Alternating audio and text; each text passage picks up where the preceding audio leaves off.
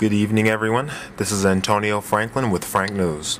The day is January the 23rd, 2008. First in the news, firefighter to Giuliani. Quote, Giuliani ran like a coward on 9/11, says David Edwards and Adam Doster. Families of firefighters killed in September 11th terror attacks on the World Trade Center rallied in Orlando Tuesday in anticipation of the state's upcoming Republican primary.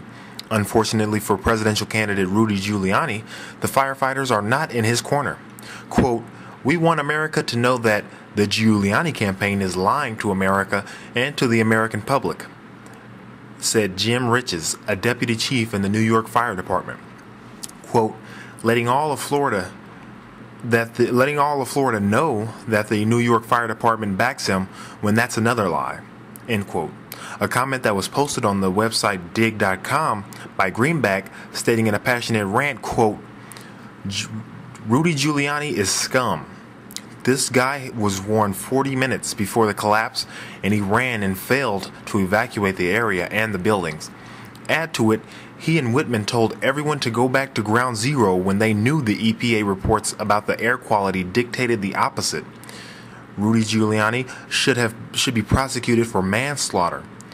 This Greenback also says that he served in a restaurant and he used to frequent and witness a taste of his vulgar nature and disrespect for the working person, let alone how disgustingly he dealt with waitresses.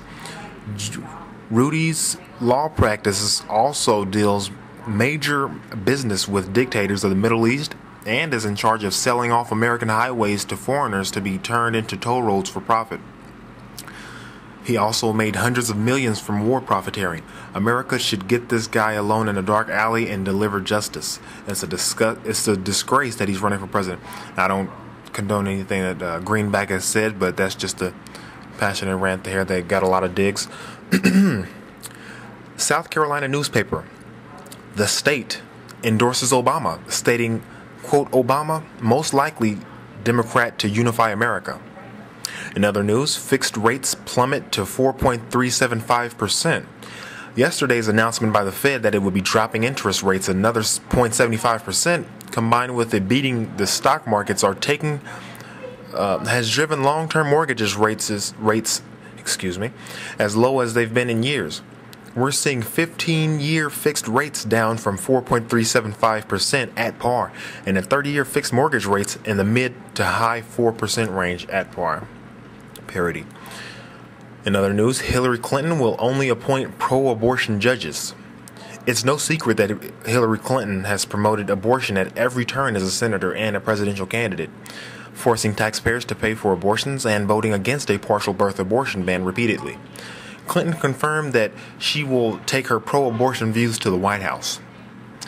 Also in international news, Mexico rights officials says army tortured and raped. Mexican soldiers tortured, raped, and murdered civilians last year while fighting a war across the country against violent drug gangs. The nation's top human rights officials told lawmakers on Wednesday.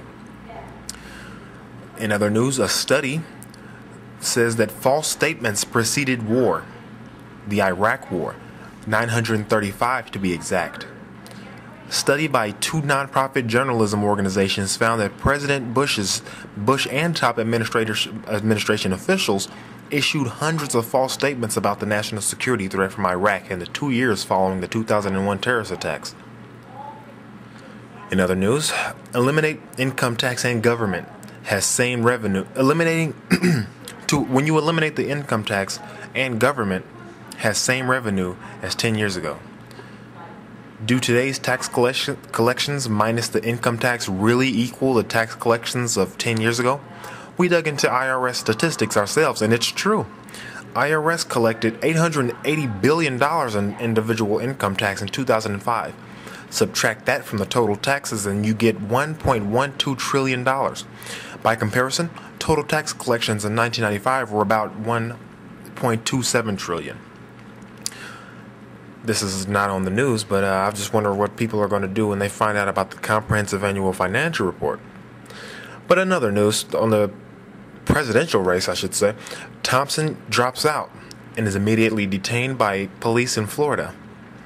Fred Thompson, former senator from Tennessee and today officially a former Republican presidential candidate, was detained by Coral Beach police late this afternoon after witnesses describing him, quote, weaving in and out of incoming traffic in a golf cart, end quote, near the downtown area. In another news, found in translation, Sybil Edmonds spills her secrets. The former FBI translator turned whistleblower tells a chilling story of corruption at Washington's highest levels. Sale of nuclear secrets, shielding of terrorist suspects, illegal arms transfers, narcotic trafficking, money laundering, espionage. She may be the first fabulist, but Edmonds' account is full of dates, places, and names. Now, this is off of the news, but that's a very interesting story. And I urge everyone to further investigate that. There's just far too much going on in the world right now. But I may do a complete run through the main story on it. But that's in another date. In other news, Forex surprise Fed rate cut sparks U.S. dollar sell-off, as they knew it would. The dollar tumbled against major currencies except the yen on Tuesday after the Federal Reserve unexpectedly slashed its benchmark overnight lending rate in an attempt to allay market fears of a U.S. recession. The Fed's emergency move to cut rates by 0.75 of a percentage point was precipitated by a global equities rout. In other news, Ron Paul is endorsed by Jane Roe. Yes, that Roe.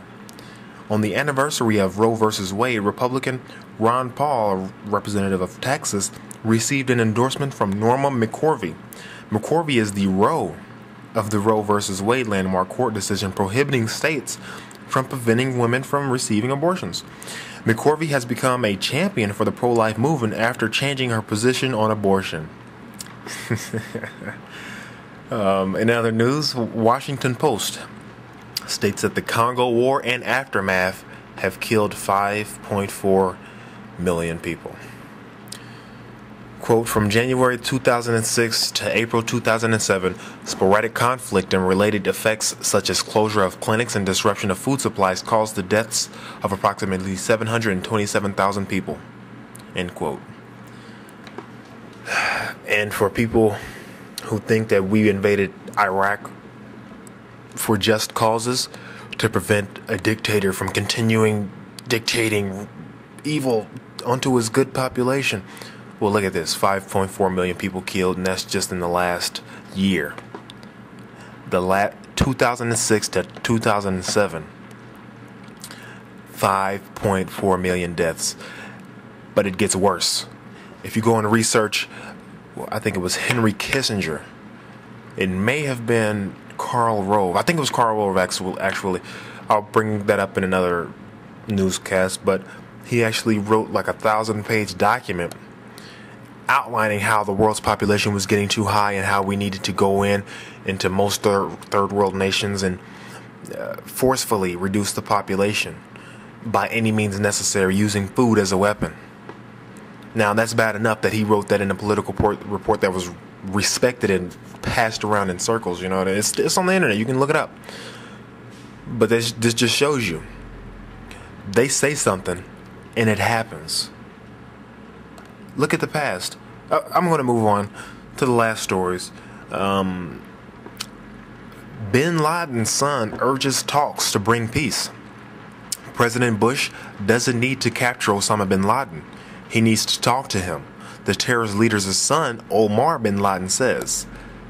He was immediately detained and beheaded. I'm kidding. But yeah, it's very interesting. Osama bin Laden's son is talking about peace. George Bush could learn something. And last but obviously the most important news of the day, Louisiana's results clarified.